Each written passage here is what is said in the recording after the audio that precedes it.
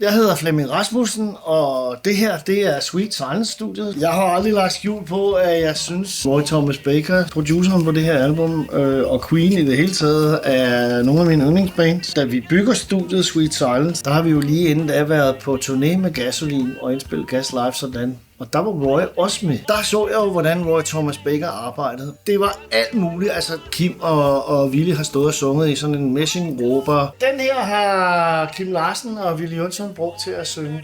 Belladonna, Belladonna. Alle sådan nogle tricks lavede Roy konstant. Og det har vi selvfølgelig planket. Så sætter vi den her foran.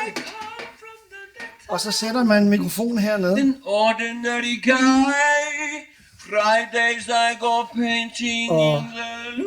så optager man den og lægger ind i mixen, og så lyder det fuldstændig, som det gør på den originale plade. I'll be laying on a Sunday afternoon.